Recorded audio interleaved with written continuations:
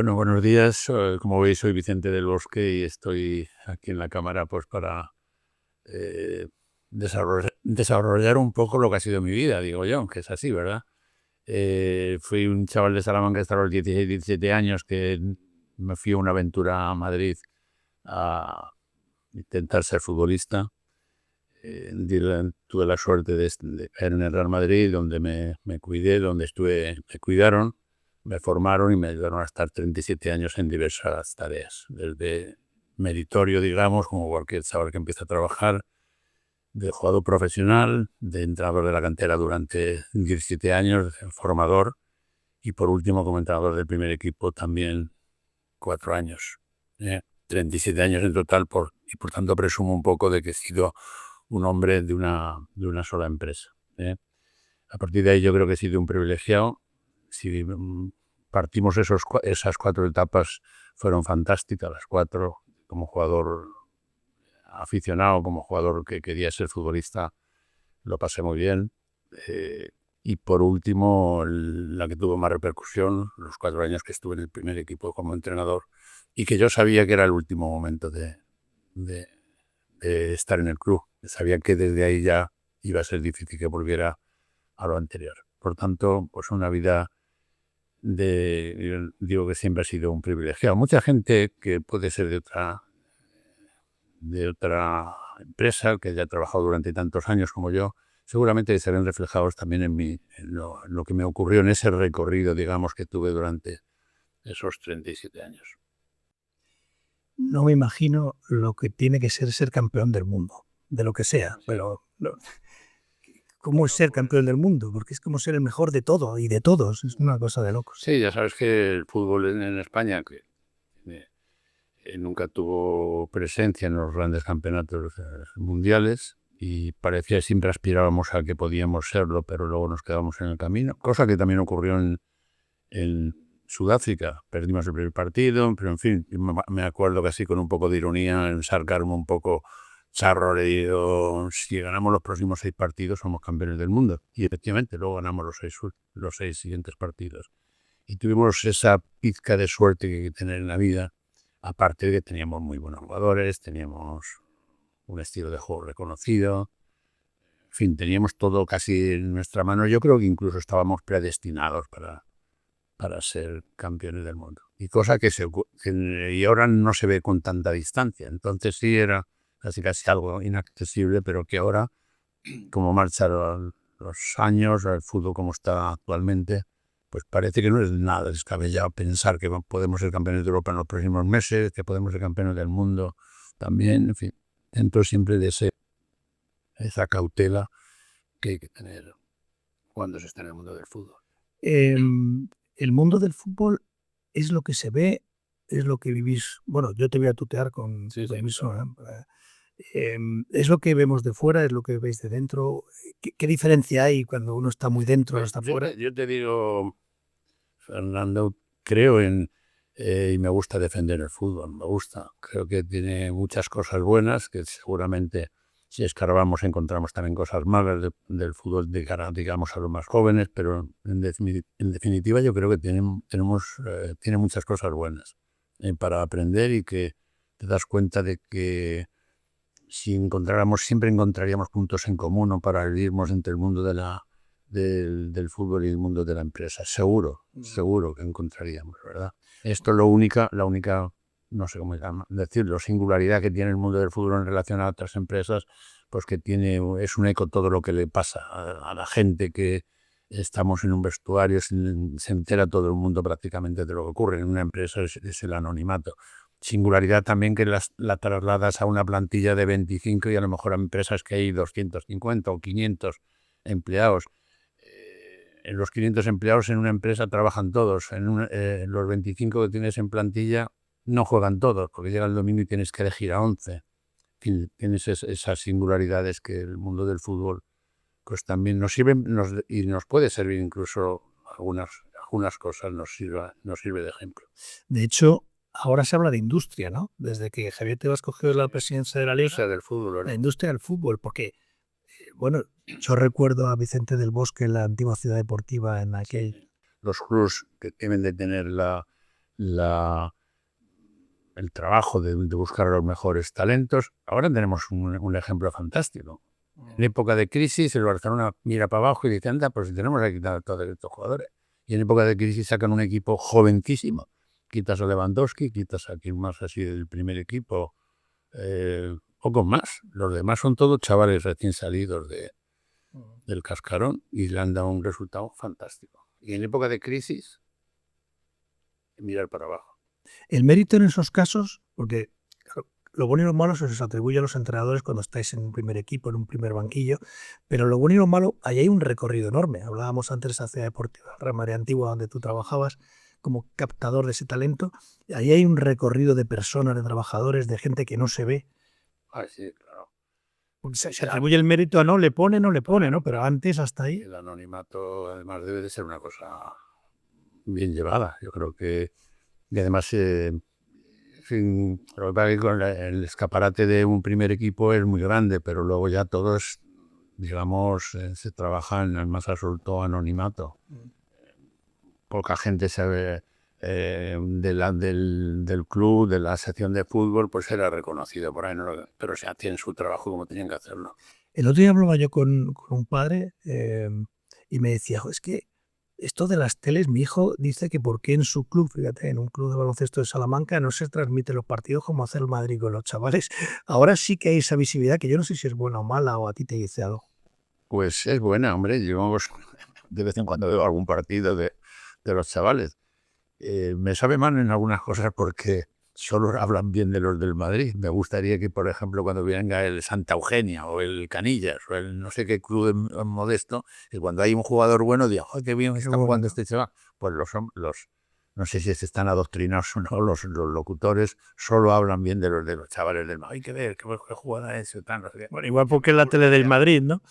Claro, por eso, pero la gente que se pone a ver los partidos de juveniles, no todo el mundo es del Madrid, claro. No, y aunque sean del Madrid, pero le gusta que hablen de de los chavales de su equipo, del Canillas o del que sea. Claro. Quiero decirte que deben de tener mayor sensibilidad hacia los que van a jugar allí como visitante, que también son chavales. Está bien. Y tienen familias. De todas maneras, de unos años para acá, ya algunos, que ya los tenemos, ¿verdad? Pues sí, bueno, por ahí estamos.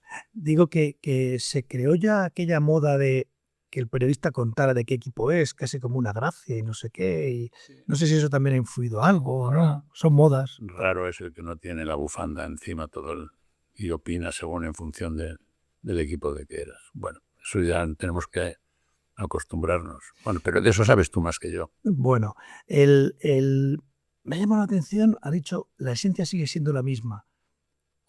La verdad es que sí, el juego es el juego, aunque haya habido cambios de normas, yo creo que han sido casi todas positivas. Un vestuario. Sí, un vestuario es lo mismo, ¿no? Pues es lo mismo. La esencia, la naturaleza de un vestuario no ha cambiado. Porque somos todos, por lo que te decía antes, que 20 y tantos chavales, jóvenes, la mayoría, pues tienen las mismas inquietudes, queremos jugar, ser titulares, en fin, y seguiría siendo por los... Y el dinero, las redes, la mediofama o la superfama, porque ahora mismo estos seréis... Un poco más no digo que no entre, pero tampoco estoy pendiente de esas cosas. Claro. Me imagino que la cercanía, por ejemplo, que teníamos antes con el periodismo, con los que hacían la información de Real Madrid, por ejemplo, teníamos una cercanía mayor. Bueno, yo creo que era bueno, porque el tener buenas relaciones no solo consiste dentro de lo que es un vestuario para que nos acerquemos al éxito, sino también llevarse bien con los medios. El entorno, ¿no? El entorno. Y yo creo que eso facilita las cosas, pero bueno, hay algunos que ahora, en esa distancia que con los medios de comunicación, es que casi ni se conocen, ¿no? Bueno, yo diría que, por lo que yo veo en redes, bueno, hemos convertido al periodista en opinador porque no tiene relación con el protagonista real, con lo cual la información es casi nula. No hay información. ¿Qué es lo que más te gusta del fútbol que ves ahora? Bueno, yo tengo, no sé, no suena muy bien la palabra vicio, pero tengo vicio por ver el fútbol. Lo mío ahora no me preocupa si los jugadores descansan más o descansan menos. Antes sí me preocupaba, pero ahora yo lo que quiero es ver fútbol. Si me ponen todos los días partidos, lunes, martes, miércoles, jueves, pues lo veo. Y el que no quiera verlos, es opcional, ¿no? Coger una película y a tomar por saco. Pero yo sí, cada vez que hay partidos me gusta que haya partidos. Cuanto más, mejor. También es verdad, no soy me doy cuenta también que los jugadores, la salud de los jugadores se puede ver alterada si todo jugando todos los días, partidos además de mucha emoción. Cada 3 días un partido es jorobado. Pero claro, para eso están también las plantillas, para usarlas, para utilizarlas. Claro. Hablabas en la presentación de lo que tiene que ver el mundo del fútbol como industria o como negocios o ese paralelismo y prácticamente los jugadores son una empresa ya, casi como entrenadores, igual más o menos dependiendo de las circunstancias, pero quiero decir que al final es un mundo lleno de negocio por todos los lados que hay que entenderlo como tal también, con naturalidad. Sí, sí, es cierto que son sociedades, ya, que sí, en eso seguramente haya evolucionado. Nosotros, yo recuerdo, ahora cuando entraba aquí en la cámara por esta zona, yo venía al Instituto Fray Luis de León, atravesaba desde Salamanca, desde el barrio Garrido hasta la universidad, hasta el instituto. Y cuando vino el Madrid para ficharme, con 17 años, yo me eché mis cálculos, como digo, bueno, si gano tanto durante 10 años, pues a lo mejor incluso me oriento la vida, tal. No, la realidad era, todo cambia muy rápido, lo que presupones, digamos, yo con 17 años, lo que pensaba que podía llegar a ser, pues no tenía nada que ver con lo que ha sido, quiero decir que, pero sí me pensé casi como un pardillo, es decir, bueno, pues si duro 10 años jugando al fútbol y si gano tanto y ahorro tanto, siempre tenía ese pensamiento de ahorrar para solucionarme mi porvenir, que era para lo que Lo que se buscaba. De todas maneras, claro, ganabais dinero. No sé si había, evidentemente, no sé si, o casi seguro no era la diferencia de ahora, pero ganabais dinero con respecto al obrero de a pie, al federalista, ¿no?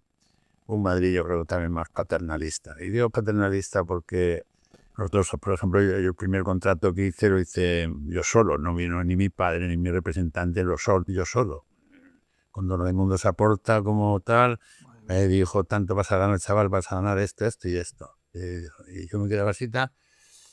Y luego que el Madrid que hacía, que cuando acababan las temporadas, por eso digo el paternalismo, si habías hecho una buena temporada, te gratificaba para compensarte, porque había baremos, según si llevabas 2 años, 3 años o 10 años, no cobraban lo mismo los más veteranos que los recién llegados. Entonces, ese paternalismo, pues era muy de moda, estaba muy de moda.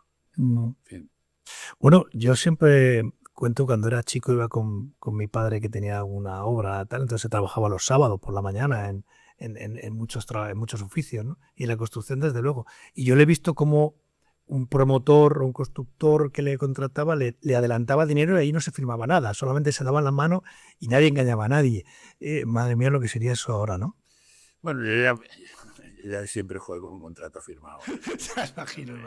Salí de los 2 años primeros que estuve de juvenil, había un equipo del aficionado que era el actual, digamos, Castilla, por ejemplo. Pero luego ya me fui primer año cedido al Castellón en segunda división, el siguiente año a Córdoba en primera y volví a Castellón en primera división, ya con sus contratos correspondientes. Pero bueno, me he contado lo del Madrid porque era una realidad, que firmabas una cosa pero luego podías cobrar mucho más. Pero yo creo que ante un micrófono, Fernando, hablar de dinero y eso así me gusta mucho. Aquí, bueno, como somos cámara, estamos igual más acostumbrados, pero no es tanto de dinero como de negocio, es hablar como de, por ejemplo, yo sé que tú eres un madrileño ya de muchos años, de toda la vida casi. Me separo de Salamanca. Eso iba, eso. Yo sé que sigues los medios, además, que sigues leyendo, que sigues preocupado, que vienes muy a menudo. Y ahí hay una cuestión que para nosotros es muy importante también, que es la visión un poco desde fuera. Nosotros estamos metidos en Salamanca, metidos en Castilla y León, y ahí se produce un poco todo. Y no es que te aísles, pero sí que estamos muy centrados en esto.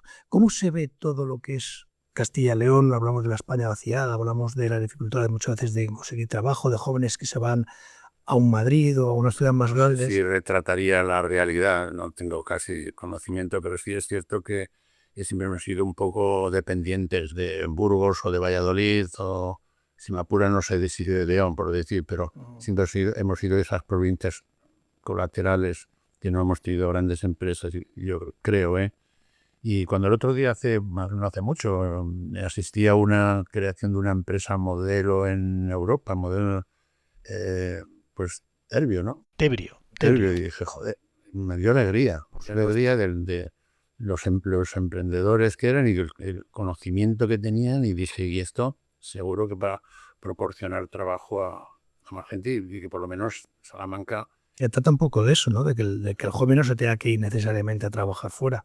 En el comienzo has hablado del Real Madrid y como que la selección se ha quedado, no digo que fuera, porque sé que además hemos empezado hablando de que eres campeón del mundo, pero ¿qué fue esa etapa para Vicente del Bosque? ¿Qué supuso?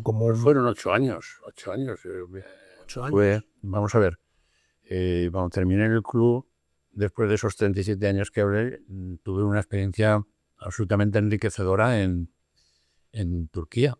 Fui a Turquía y Fueron 2 años. Además, por muchas circunstancias personales. Yo tengo un chaval con discapacidad al mediano y a mí me preocupaba más Álvaro y su formación que lo que yo pudiera recibir allí en Turquía. Y tuvimos la suerte, además, me puse en contacto con el Instituto Cervantes, nos proporcionaron un profesor para él todos los días, los otros dos, el mayor y la pequeña, pues tenían su colegio internacional al uso, no había ningún problema, y fue una experiencia absolutamente enriquecedora, de los 10 meses que estuvimos en Estambul. Y luego vine aquí, en fin, y Fernando Hierro, que fue, digamos, el origen de todo, y me imagino que Jorge Pérez, que era el secretario general de la federación, entendieron que podía ser mi... Y mucha gente, cuando me dije di el sí, pues dijo, joder, el peor momento para coger la selección es este, porque no sé cuánto. La verdad que fueron años magníficos en la selección, en la federación. Tuvimos siempre la cercanía de todos los chavales de todos los entrenadores de las categorías inferiores. Vimos cómo progresaba desde la federación el fútbol femenino. Vimos, porque parece que las cosas suceden de casualidad, no suceden de casualidad. Era un trabajo que se hizo entonces en la federación y nosotros nos sentimos el trabajo muy cómodo, sin grandes estridencias, pero sí con bastante naturalidad. Pues fuimos consiguiendo los objetivos y fueron unos 8 años muy felices también. Y como gestor, ¿no? Porque un seleccionador es un gestor de personas, que también tiene mucho que ver con empresa, ¿no? Gestionar Es verdad que venían de ser ya campeones, ¿no? Con los 19. En el 2008 en Viena. Y nosotros lo cogimos, por eso te decía que mucha gente me decía, pero ¿cómo vas a coger el equipo ahora en la selección? Es el peor momento. Me llamaba la atención el por qué decía eso la gente. Cogías un equipo campeón, bueno, amigos. O sea que solo podías ir a peor, claro, no somos diciendo, joder, lo coges en el mejor momento. Que yo por dentro donde decía, yo creo que es el mejor momento. Tenemos unas buenas relaciones con los medios, tenemos un sistema de juego adecuado, reconocido por todo el mundo. En fin, yo creo que... Y nos apoyamos en eso, en lo que se había hecho antes y en lo que me imagino que nosotros también aportaríamos algo. Fueron años, además, que la selección pues mantenía una hegemonía. Por ejemplo, el Liverpool unos años, luego tuvo el Barcelona tal, y fuimos, bueno, pues aquilatando y con bastante suerte también esos 8 años que estuvimos en la federación. Has hablado o has nombrado la palabra suerte como 2 o 3 veces. Yo creo relativamente poco la suerte. Yo creo que hace falta tenerla. Hay momentos que es verdad que si pues eso, el balón al palo o la parada del portero, ¿no? Y te salva de una situación. Pero yo lo que creo que hay un trabajo siempre, ¿no? Que es el trabajo lo que genera. Luego, oye, estaría bueno que eso es como el estudiante, tío. Si estudias, apruebas, seguro. Y también tuvimos un grupo de chavales muy comprometidos y gente maja. De verdad, gente agradable. No tuvimos grandes problemas de convivencia, salvo aquellos años del entrenador del Real Madrid de entonces, que perturbó un poco la convivencia de Madrid y Barcelona, aquellos enfrentamientos tan seguidos del Real Madrid y el Barça. Que se resolvieron en la selección, ¿no? Se resolvieron. Sí, sacamos el momento difícil, porque sí, gracias también, lo tengo que decir, ahí quería Xavi Hernández, que sabían en televisión haciendo el Canelo y dejaron de hacer tonterías y sabiendo que la importancia que tenía ser. De hecho, a ellos dos le dio el Príncipe de Asturias, se lo dieron el Premio de la Concordia en una gala en Asturias. Quiero decir con esto que se reconocieron lo que habían hecho, lo que se había hecho bien, todo lo mal que se había hecho antes. De unos rifirrafes tremendos. Hablando de esos premios, recuerdo cuando tú invitaste a Luis Aragonés a subir, cuando el premio realmente era por la Copa del Mundo, ¿no? Hay gestos que marcan a las personas, yo creo que ese es uno. No sé. Eso es alguien que no sé, me iluminó, le dije a mi mujer, yo creo que debemos de hacer esto con Luis Aragonés. Va a estar ahí era también, digamos, el ideólogo también de los éxitos del club, de la federación.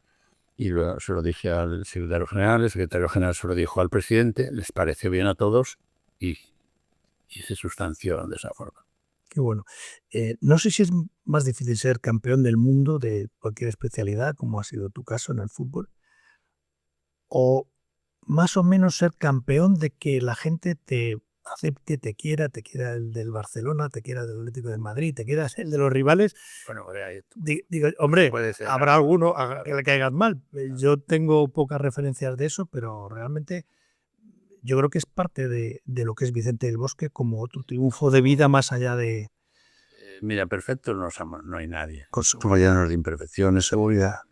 Yo siempre digo, cuando me dicen esto, dicen, de visita somos todos buenos. Luego, una vez en el día a día, pues, bueno, pero sí he intentado tener la conciencia de que te representamos. Tú también has estado en la federación. Representábamos a la Federación Española, que es muy importante, y saber estar. Y decir, oye, muchas veces te tienes que traer algo, pero siempre en bien de lo que es el fútbol español. Es que no se me quita tanto en el terreno de juego como fuera del terreno de juego. Hay que representar bien a la Federación Española. Y es que el seleccionador, ¿qué pasa al entrenador del Madrid? ¿Quién es el portavoz del Madrid? ¿Quién es el portavoz de la Federación Española de Fútbol? Los seleccionadores. Como decía Guardiola, el que hace las 270 ruedas de prensa al año, ¿no? Exactamente.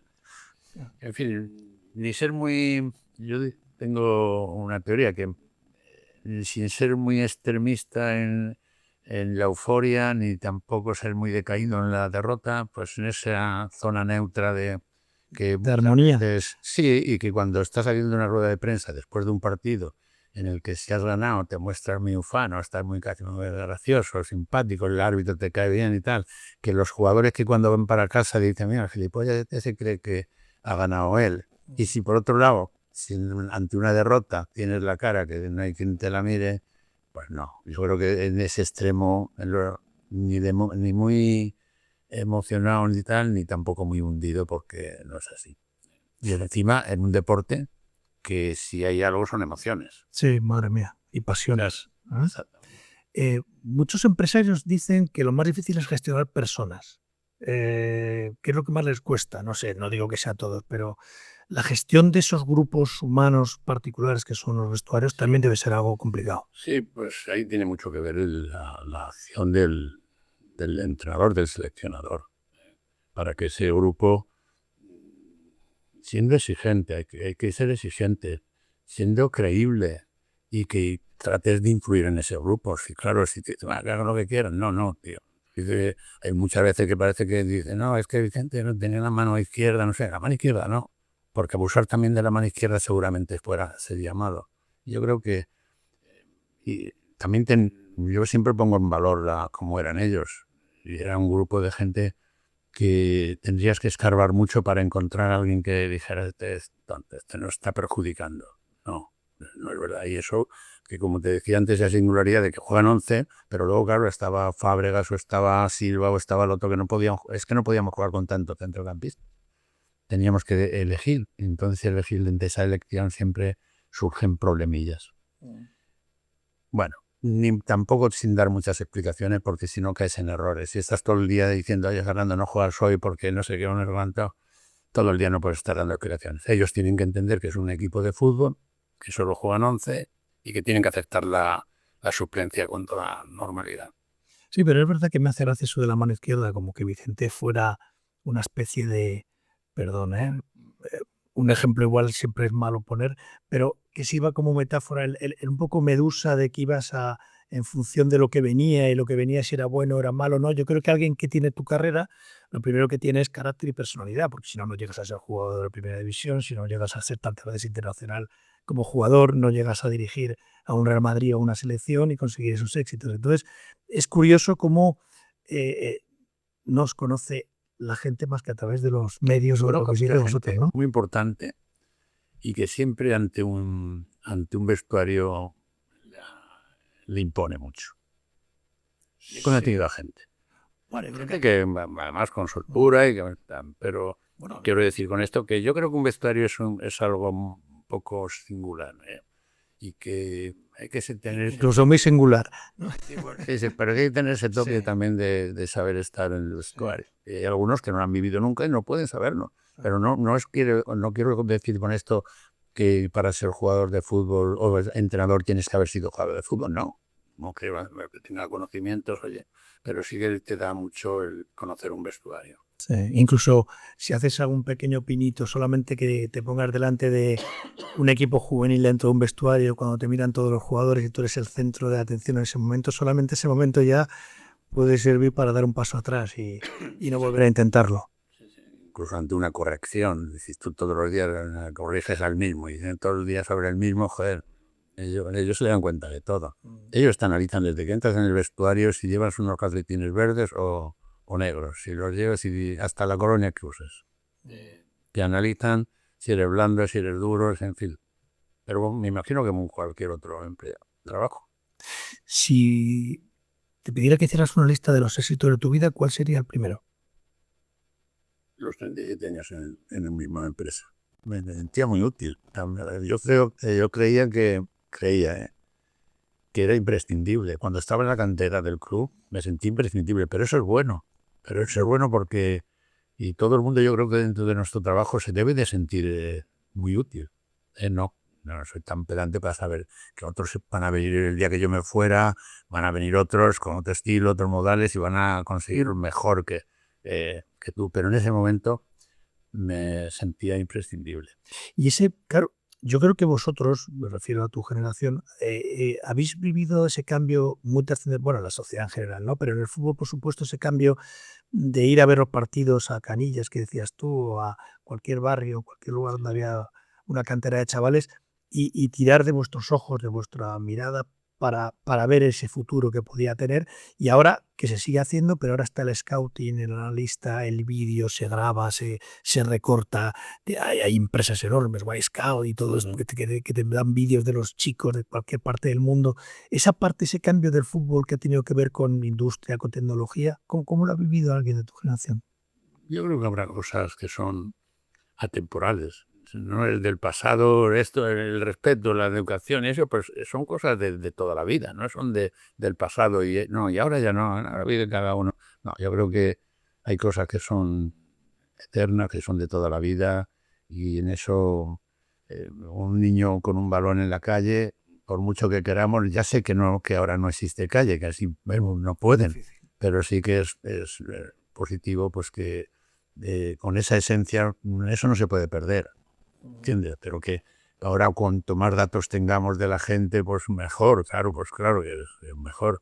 Pero afortunadamente yo creo que hay la naturaleza de un vestuario, del juego, del chaval, no se debe de perder. Qué importante es el juego en la vida, ¿eh? El juego como tal, como esencia, como divertimento, como entender la personalidad de las personas a través del juego, ¿no? Pones a gente a jugar. Para ir perder, saber ganar de eso. Solo simplemente eso, en cualquier cosa de la vida. Aceptar el resultado. Aceptar y admitir la derrota, eso es básico para las nuevas generaciones, para los chavales. Estamos hablando de jóvenes, de chavales. Estamos en una tierra que tiene un buen ranking en educación. En Salamanca, dos universidades extraordinarias. Eso de respeto que hablabas y de ese tipo de valores, eso se aprende ahí, o en la familia, o en los dos sitios. Pues en los dos sitios, yo creo que la familia es lo primero y luego el colegio, porque además el colegio, hablo de profesores, los profesores no esperan nada a cambio, te hacen todo por darte la mejor formación y el buen comportamiento. Ellos no hacen, creo yo, que no profesor no espera nada que mañana ya. Sí, no le van a dar un premio, una gratificación, como se aporta, ¿no? Sí que deben de tener esa conciencia de que es muy importante, y luego también, claro, la familia.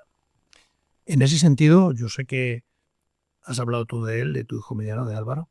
Ha sido, bueno, pues Nada, pues algo muy especial en tu vida. es como un shock tremendo, ¿no? Cuando nace, luego al paso del tiempo te vas dando cuenta que para nosotros ahora es nuestro estímulo de vida y nuestro amor. Incluso los primeros meses decíamos, joder, ¿por qué no se va a tocar a nosotros? Me cago en la leche. Y al poco tiempo nos hacíamos la otra pregunta: ¿y por qué no nos va a tocar a nosotros? ¿Quién somos nosotros? Que somos uno más en la sociedad. Y ahora, sin embargo, pues pensamos y nos hacemos otra pregunta: ¿qué haríamos nosotros sin Álvaro? Es imposible. Y todo ha tenido que ver su madre principalmente, pero también toda la familia, que no hemos sido muy exigentes con él. Su hermana, su tal, primero muy exigente, y luego que no sale a la puerta de la calle si no sale bien afeitado, bien vestido, bien peinado. No sale a nada, vamos, ni a pasear al perro ni a nada, vamos. Es un chaval educado, lleva 12 años en una empresa trabajando, se siente muy útil, están deseando más ir a la empresa que de vacaciones, con lo cual casi hace el empleado ejemplar. Con motivo del Día del Síndrome de Down, estuve en una presentación en la que hablaban de la importancia de que personas como Álvaro se sientan importantes trabajando. Es decir, hablaban de que se ha estado 50 años luchando porque entraran en el sistema educativo normal, general, y convivieran con el... Pero claro, los hemos tenido un poco apartados, ¿no? Dicho, todo el mundo piensa, no todos, o pensamos unos que debe de ir al sistema general de educación, integradora, y otros piensan que tienen que ir a educación especial. Cada uno que tome el camino. ¿Te refieres a las familias? Cada uno que tome el camino que quiera. Nosotros hemos tenido mucha suerte, llevamos a un colegio de integración y ha sido para nosotros lo mejor. Pero claro, luego está que se integre en la sociedad. La sociedad, claro. Que se integre en el deporte, que se integre laboralmente. Para nosotros eso es la clave de todo. Y se están dando pasos, por lo que... Hombre, y en esa presentación, yo ¿no? creo que cada día, aunque todavía tenemos un vocabulario muy rico y todavía hay algunos, pero yo no lo tomo mucho en cuenta, porque yo creo que no se dan muchas veces, mejor no lo sabe, pero sí que es muy importante las palabras que usamos. Tú eres cuidadoso con eso. Hombre, intento, sobre todo en este tema, claro. ¿La humildad es un valor para triunfar también? Bueno, tampoco pasarse, yo qué sé, eso es normal, yo qué sé.